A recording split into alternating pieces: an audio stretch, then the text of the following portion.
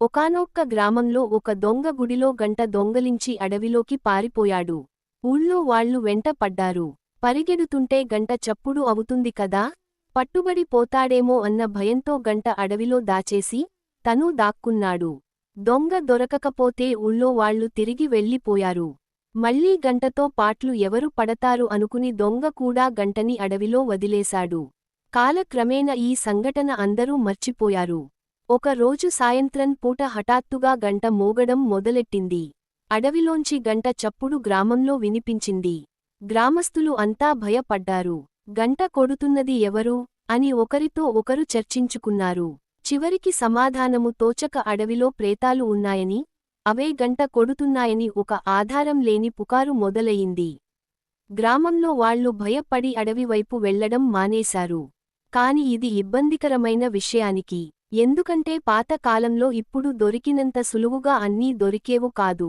పొయ్యిలోకి కట్టలు కావాలన్నా, వేట ఆడాలన్నా, చాపలు పట్టాలన్నా, వేరే గ్రామాలకు వెళ్లాలన్నా అడవిలోంచి వెళ్ళక తప్పదు. ఇలా గంట కొడుతున్న ప్రేతాలకు భయపడి అడవిలోకి వెళ్ళకపోతే గ్రామస్తులకి ఇవన్నీ ఉండవు. అది ఇబ్బందే కదా. మాటి మాటికీ గంట వినిపించడం ఒక సాధారణ విషయానికి అయిపోయింది. గంట మోగినప్పుడల్లా ఊళ్ళో వాళ్లకి చెప్పుకోలేనంత భయం. తట్టుకోలేక కొంతమంది గ్రామం వదిలి వెళ్ళిపోయారు. ఒక రోజు గంట చప్పుడు వినిపిస్తుంటే ఒక అవ్వ, అసలు గంట ఎవరు కొడుతున్నారు? ప్రేతాలున్నాయంటే నేను నమ్మను అనుకుంది. అడవిలోకి వెళ్ళి చూద్దామనుకుంది. ఒకనాడు అలాగే వెళ్ళి చూసింది. గంట చప్పుడు ఎటువైపు వస్తోందో పరిశీలించి అటువైపు వెతికింది. కొంతసేపటికి చూసిన దృశ్యానికి పడి పడి నవ్వడం మొదలెట్టింది. గంట ఒక చెట్టు మీద వేళ్లాడుతోంది. ఆ చెట్టు మీద బోల్డన్ని కోతులు ఉన్నాయి. గాలి తగిలినా, కోతి తగిలినా గంట ఊగి కొట్టుకుంటోంది. అవ్వ నవ్వుకుంటూ తిరిగి గ్రామంలోకి వెళ్ళింది.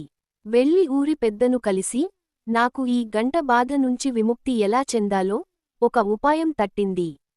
దానికి నాకు కొంత సామాగ్రి కావాలి. మీరు కొంత డబ్బు ఇప్పిస్తే నేను ఈ సమస్యని పరిష్కరిస్తాను. ఇంక ఎవ్వరు మన గ్రామం వదిలి పోనవసరం లేదు అని చెప్పింది.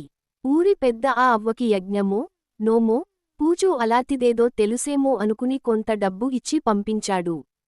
ఆవిడ ప్రయత్నం ఫలించాలని, ఊరికి మంచి జరగాలని దేవుడికి మొక్కుకున్నాడు. ఒకనాడు అవ్వ తన పెద్ద కొడుకుని వెంట పెట్టుకుని బజారులోకి వెళ్లి అరటిపళ్ళు, మామిడి పళ్ళు, వేరుశెనగ పల్లీలు కొనుక్కుంది. విషయానికి చూసిన వాళ్లంతా అవ్వ ఏ పూజ చేస్తుందో అనుకున్నారు.